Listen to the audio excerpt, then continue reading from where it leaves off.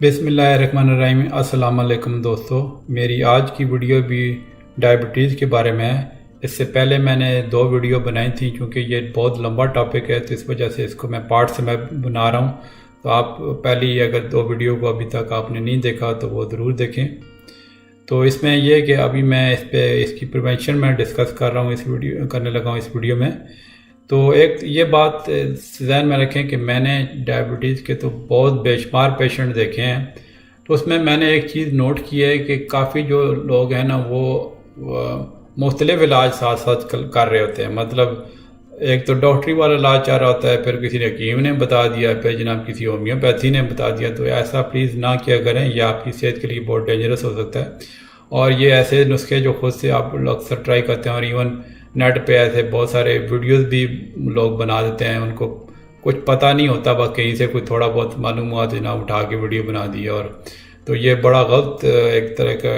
Trend बना हुआ है। तो फिर पेशेंट भी बेचारे मजबूर होते हैं, वो समझते हैं कि चलो जी यहीं से भी आराम आ गया। तो ये डायबिटीज़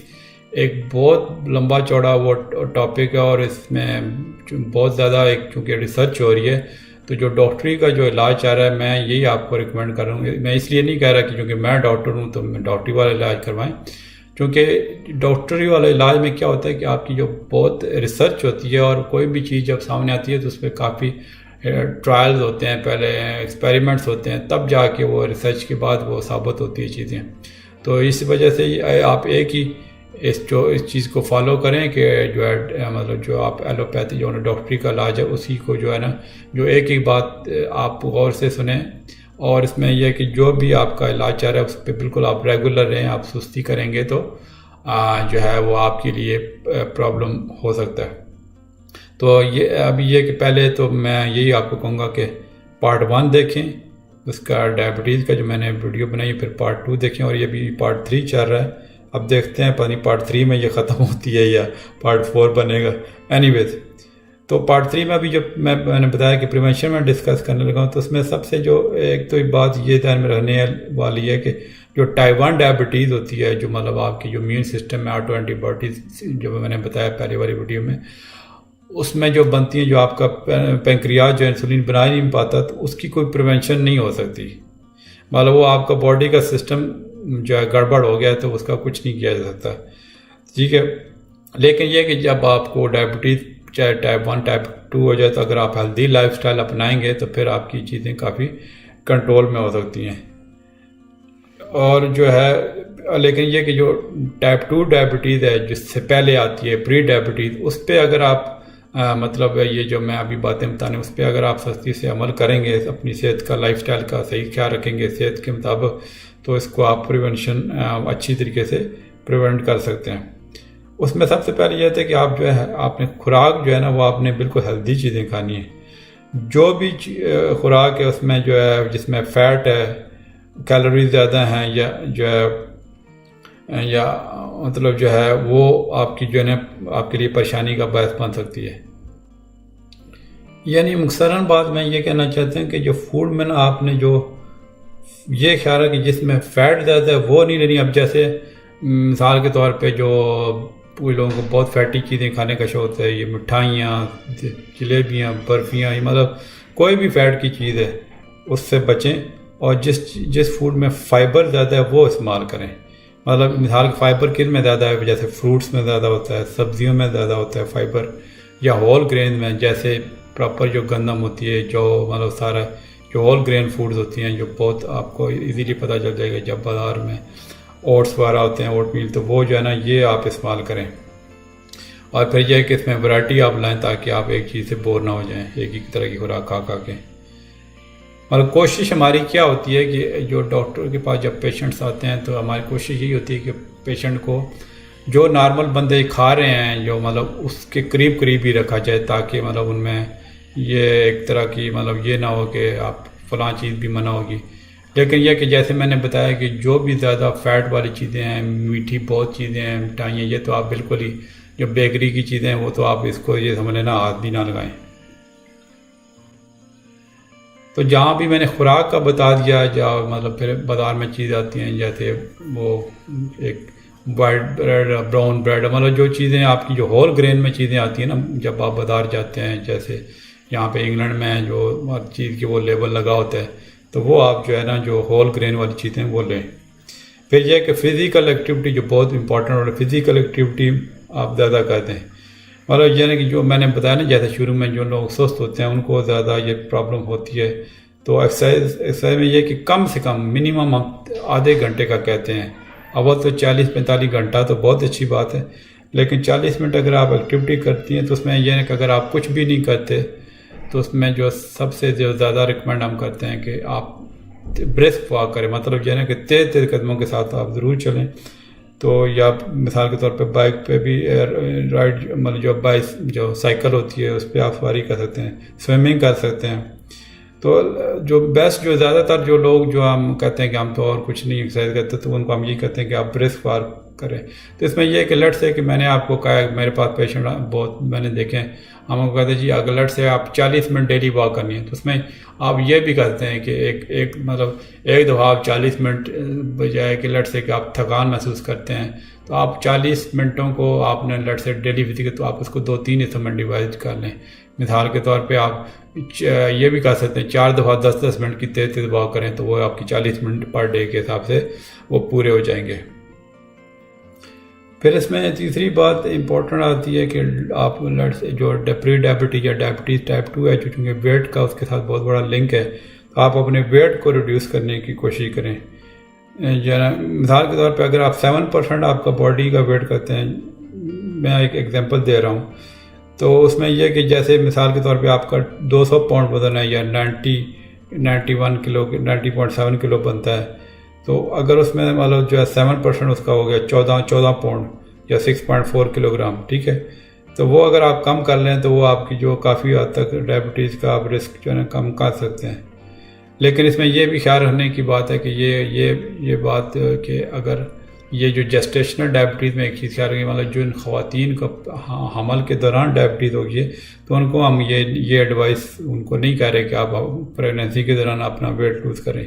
तो उसमें यह होता है कि जब आप डॉक्टर से ज़रूर बात करें कि कितना आपका ऑप्टिमम वेट मतलब आपको चाहिए कि जब आपकी प्रेगनेंसी भी सही चलती रहे और आपकी शुगर भी कंट्रोल रहे। और ये कहता है प्रेगनेंसी में अगर आप वेट लूज़ करने की कोशिश करेंगे तो फिर बच्चे की सेहत पे नेगेटिव असर हो सकता है।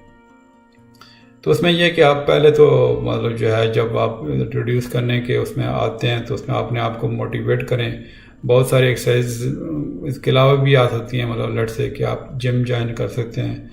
और फिर आप ये भी ध्यान में बिठाएं कि एक्सरसाइज से सिर्फ शुगर से नहीं बल्कि और बहुत सारी बीमारियों के, दिल की बीमारियों से जो है वो भी बचा जा सकता है, आपका हार्ट ठीक रहता है। तो ये जो है ना अपने आप को इसके लिए मोटिवेटेड रखें। अब आ जाते हैं जनाब के पेशेंट के जो डायग्नोसिस हम कैसे करते हैं, मतलब तशखीस कैसे करते हैं कि बंदे को शुगर की बीमारी होगी है। उसमें यह है कि जो टाइप 1 मैंने बताया, जो डायबिटीज जो इंसुलिन की जो सही बनती नहीं है पैंक्रियास से, उसकी तो आमतौर पर सिम्टम जल्दी आना शुरू हो जाती हैं। तो यही एक बहुत बड़ी रीज़न है जब पेशेंट डॉक्टर के पास जाते हैं कि वो ब्लड शुगर अपना चेक कराने के लिए। लेकिन चूँकि जो टाइप 2 डायबिटीज़ है, जब उससे पहले जो होती है प्री डायबिटीज़, वो उसकी सिम्टम बहुत कभी कभी आस्ता आस्ता शुरू हो जाती हैं। तो उसमें यह कि जो डॉक्टर्स आमतौर पे क्या रिकमेंड करते हैं, जैसे मिसाल के तौर पे अमेरिकन जो डायबिटिक एसोसिएशन है वो रिकमेंड करती है कि उन ऐसे लोगों की स्क्रीनिंग की जाए। स्क्रीनिंग का ये बहुत बड़ा एडवांटेज ये होता है कि आपको मतलब आपको डायग्नोस पहले ही अगर करवा लें तो फिर आपको एक चीज़ पहले ही पता हो कि मुझे शुगर लगने वाली है या मिसाल के तौर पे प्री डायबिटीज़ है, तो आप अगर उसको शुरू में कंट्रोल कर लेंगे तो इंशाल्लाह आपकी लाइफ बिल्कुल सही गुजरेगी। तो ये स्क्रीनिंग बहुत ज़्यादा ज़रूरी है। तो उस स्क्रीनिंग के जो मैं आपको चीज़ें बता दें कि स्क्रीनिंग में क्या वो चेक करते हैं। उसमें पहले बात यह है कि जो भी बंदा जिसका जो है बॉडी मास इंडेक्स पे मैंने जो एक पहले वीडियो आप देखी होगी, बॉडी मास इंडेक्स जो है ना अगर 25 से ज़्यादा हो, चाहे उसकी एज कुछ भी हो, तो वो जो है उसकी स्क्रीनिंग करनी चाहिए। फिर ये कि मतलब जो है उसको मतलब बॉडी मास इंडेक्स 25 बंदे का हो, एज कुछ भी हो और उसके साथ कुछ एडिशनल रिस्क फैक्टर हो, जैसे हाई ब्लड प्रेशर है, कोलेस्ट्रॉल लेवल अब नॉर्मल है, या उसकी लाइफस्टाइल बहुत सुस्त है, या फिर कोई खातून है जिसकी पॉलीसिस्टिक ओवरी सिंड्रोम एक बीमारी होती है, जैसे मैंने वो बताया पहले वाली वीडियो में, या हार्ट डिजीज़ की कोई हिस्ट्री है, तो या फिर क्लोज रिलेटिव है डायबिटीज़ का, तो ऐसे लोगों को स्क्रीनिंग करनी चाहिए। मतलब एक तो ये चीज़ होगी, यानी कि मतलब कोई भी बंदा जिसकी एज जो भी है, उसका अगर बॉडी मास इंडेक्स 25 के साथ एडिशनल कोई रिस्क फैक्टर है जो मैंने अभी बताए हैं, तो उसको स्क्रीन करना चाहिए। फिर यह कि जो भी बंदा जिसकी 45 से ज़्यादा उम्र है जो है, उसको इनिशियल शुगर की स्क्रीनिंग करनी चाहिए, और अगर उसको पहला रिजल्ट नॉर्मल आ जाए तो फिर हर 3 साल बाद जो है ना उसकी स्क्रीनिंग होनी चाहिए, मतलब शुगर उसका टेस्ट होना चाहिए। फिर जो खातून जिसको प्रेगनेंसी के दौरान जिसको जेस्टेशनल डायबिटीज़ हो गई है, तो उसको जी भी ये एडवाइस करते हैं कि वो हर 3 साल जो है ना, मैं मतलब लट से वो बाद में ठीक भी हो जाए तो हर 3 साल में 3 साल उसके बाद उसकी स्क्रीनिंग करनी चाहिए। और जो भी फिर प्री डायबिटीज़ जो मैं आगे चल के बताता हूँ कि प्री डायबिटीज़ का क्या लेवल होता है, उसको जो एडवाइस की यही किया जाता है कि हर साल वो जो है ना अपनी शुगर वो टेस्ट करवाए। अब स्क्रीनिंग के बाद इसके मैं पर्टिकुलर टेस्ट बताने लगा हूँ, ये आप इम्पोर्टेंट नोट कर लें। इसमें जो सबसे पहला टेस्ट है वो उसको कहते हैं ग्लाइसेटेड हीमोग्लोबिन, A1C टेस्ट कहते हैं। ये जो है ना ये जो ब्लड टेस्ट होता है, ये इसके लिए फास्टिंग की ज़रूरत नहीं होती है। ये चेक करता है कि आपकी जो एवरेज आपके जो है ब्लड शुगर लेवल जो है ना पिछले 2-3 महीनों में कैसा था। ये एक जो है ना आपकी जो ब्लड शुगर की परसेंटेज को मेजर करता है जो हीमोग्लोबिन से अटैच होती है। हीमोग्लोबिन जो है ना वो एक ऑक्सीजन कैरिंग प्रोटीन होता है जो रेड ब्लड सेल में पाया जाता है। यानी कि आपकी अगर हाई मतलब ब्लड में शुगर ज़्यादा है तो आपकी जो हीमोग्लोबिन जो है ना उसके साथ वो शुगर ज़्यादा अटैच होगी। तो इसका एक लेवल ये है कि अगर आपका 6.5% या इससे ज़्यादा हाई होता है दो मुख्तलिफ टेस्टों पे, तो उसका मतलब ये है कि आपको डायबिटीज़ हो चुकी है। और अगर जो A1C जो ग्लाइसेटेड हीमोग्लोबिन का लेवल 5.7 और 6.4 के दरमियान है, तो इसको हम प्री डायबिटीज़ कहेंगे, मतलब कि चांस है कि आपको आगे जाकर डायबिटीज़ हो सकती है। और अगर ये 5.7 से कम आता है तो ये इसका मतलब इंसान नॉर्मल है, उसको कोई डायबिटीज़ नहीं है। ये बड़ा इंपॉर्टेंट टेस्ट होता है। अगर लेकिन ये कि अगर A1C जो टेस्ट है ग्लाइसेटेड हीमोग्लोबिन का ग्लाइसेटेड हीमोग्लोबिन का, वो अगर अवेलेबल नहीं है, और फिर ये कि अगर लट से कोई खातून आ गई है, उनको वो प्रेगनेंसी है तो टेस्ट को इनएक्यूरेट हो गया है, या फिर अगर उसकी जो किसी बंदे का हीमोग्लोबिन की कोई वेरिएंट है, मतलब अनकॉमन हीमोग्लोबिन की कोई उसमें बॉडी में है, तो फिर इस टेस्ट की जगह फिर हम दूसरे टेस्ट करवाते हैं, जिसमें ये होता है एक तो ये कि रैंडम ब्लड शुगर टेस्ट होता है। रैंडम ब्लड शुगर ये होता है कि किसी भी वक्त जो है ना इंसान का, चाहे वो उसने खाना पहले चाहे आधा घंटा पहले खाया हो, जो भी है, तो वो रैंडम ब्लड शुगर अगर 200 मिलीग्राम पर डेसीलीटर से हाई हो, जो जिसकी दूसरी मेजरमेंट है 11.1 मिलीमोल पर लीटर या इससे ज़्यादा, तो वो इसका मतलब है बंदे को शुगर है। अच्छा, फिर इसके अलावा दूसरा टेस्ट है कि जो फास्टिंग ब्लड शुगर, उसमें यह कि इंसान को जब मतलब जो रात का खाने के बाद जो फिर सुबह हम कहते हैं कि नाश्ता के बगैर जो है वो टेस्ट करवाए, तो उसमें ये जो फास्टिंग ब्लड शुगर अगर 100 मिलीग्राम पर डेसीलीटर यानी 5.6 मिलीमोल से कम है, वो नॉर्मल कंसिडर किया जाता है। और अगर फास्टिंग ब्लड शुगर 100 और 125 मिलीग्राम पर डेसीलीटर या 5.6 से 6.9 मिलीमोल पर लीटर के दरमियान है, तो उसको हम कहेंगे ये प्री डायबिटीज़ है। और अगर ये 126 मिलीग्राम पर डेसीलीटर या 7 मिलीमोल पर लीटर से ज़्यादा है, मतलब 2 सेपरेट मौक़ों पे टेस्ट के, तो वो आपको हम ये लेबल कर सकते हैं कि इस बंदे को डायबिटीज़ हो चुकी है। इसके अलावा फिर ये है कि कुछ लोगों में फिर हम जो है ना ओरल ग्लूकोज टॉलरेंस टेस्ट का, मतलब लेट से कि इसका जो कोई डाउटफुल रिजल्ट आ रहा है, मतलब ऐसे ही पता ना चाह रहा, तो ओरल ग्लूकोज टॉलरेंस टेस्ट करवा सकते हैं। उसमें यह है कि आप पेशेंट को कहते हैं कि आप जो है ना रात को एक तरह फास्ट ओवरनाइट करें, ठीक है, और फिर जो है फास्टिंग ब्लड शुगर मेजर की जाती है, यानी एक तरह के पहले उसको हम कहते हैं, जैसे नॉर्मल फास्टिंग टेस्ट में हम करवाते हैं, तो उसमें यह कि ओवरनाइट फास्ट के बाद जो है ना फास्टिंग ब्लड टेस्ट उसका एक तो मेजर किया जाता है। फिर यह कि उसको हम शुगरी कोई लिक्विड पिलाते हैं और जो है ना वो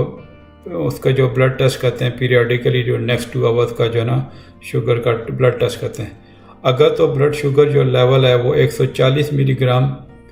या 7.5 मिलीमोल्स से कम है तो वो एक नॉर्मल टेस्ट कंसिडर किया जाता है, जो ग्लूकोज टॉलरेंस टेस्ट की बात कर रहा हूँ। और अगर रीडिंग जो है टेस्ट की रीडिंग जो है वो 200 मिलीग्राम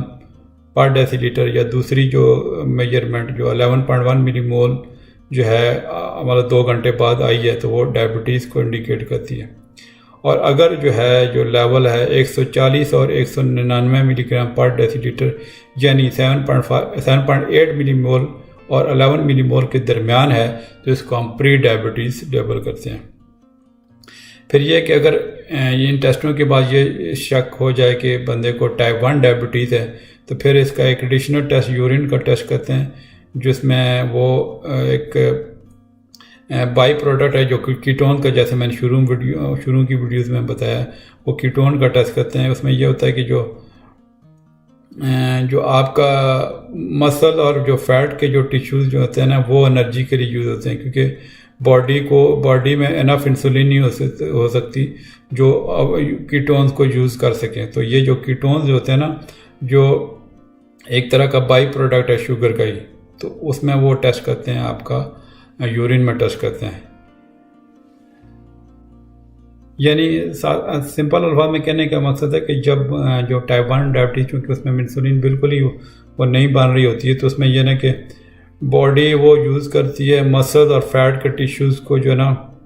उसको एनर्जी के तौर पे यूज़ करती है, क्योंकि जो है ना उनको और उनका जो बाई प्रोडक्ट आता है कीटोन्स वो जो है वो यूरिन में डिटेक्ट हो जाता है। तो इस वजह से ये टाइप 1 डायबिटीज़ में ये भी टेस्ट कराते हैं। फिर यह है कि इसके अलावा चूँकि टाइप 1 में ऑटो एंटीबॉडीज़ का भी चक्कर होता है, तो उसमें डॉक्टर कई बार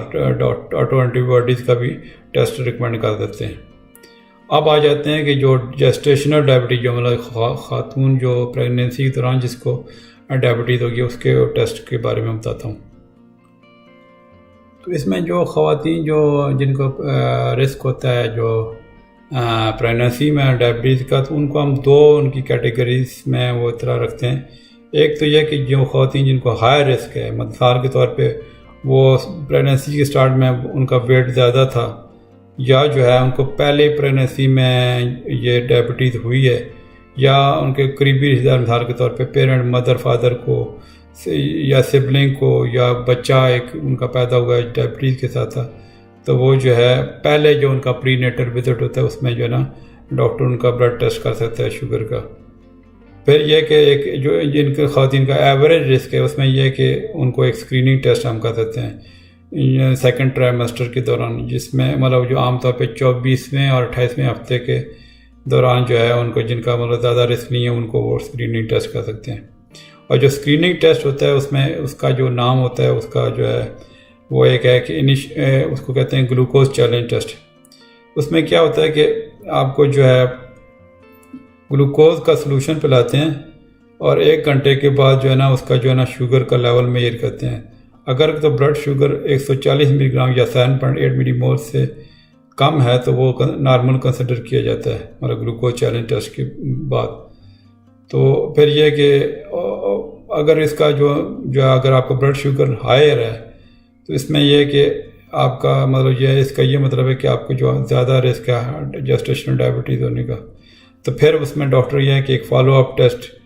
दोबारा करते हैं कि ताकि पता चल जाए कि वो आपको जेस्टेशनल डायबिटीज़ हो रही है या नहीं हो रही। फिर इसके अलावा एक फॉलोअप ग्लूकोज टॉलरेंस टेस्टिंग आते हैं, जिसमें ये होता है कि आपको जो उस तरह जैसे नॉर्मल पहले मैंने आपको बताया ग्लूकोज टॉलरेंस के ओवरनाइट फास्टिंग के बाद जो है ना एक फास्टिंग मेजरमेंट की जाती थी, फास्टिंग मेजरमेंट की जाती है। फिर आपको ड्रिंक पिलाया जाता है जिसमें कुछ स्वीट चीज़ होती है शुगर वाली जो है ना, जिसमें हायर कंसनट्रेशन शुगर हो, तो वो जो है ना हर घंटे बाद चेक किया जाता है, मतलब 3 घंटों तक चेक किया जाता है।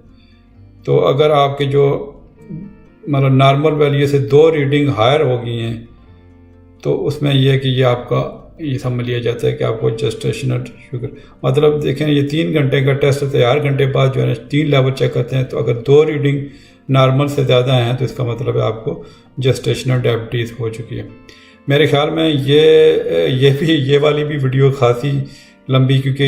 इतना लंबा चौड़ा टॉपिक है, तो अब मैं समझता हूँ आज यहीं तक मैं इसको रखता हूँ, क्योंकि आगे इसकी जो ट्रीटमेंट है, मैनेजमेंट है, फिर मैनेजमेंट में सिर्फ ये नहीं है कि शुगर की दवाइयाँ दे दी, मैनेजमेंट कॉम्प्लिकेशन की मैनेजमेंट वो एक अलग, वो बहुत लंबा, वो भी बातें हैं। तो इसका अभी मुझे उम्मीद है शायद अगले जो चौथे पार्ट में शायद ये कंप्लीट हो जाए,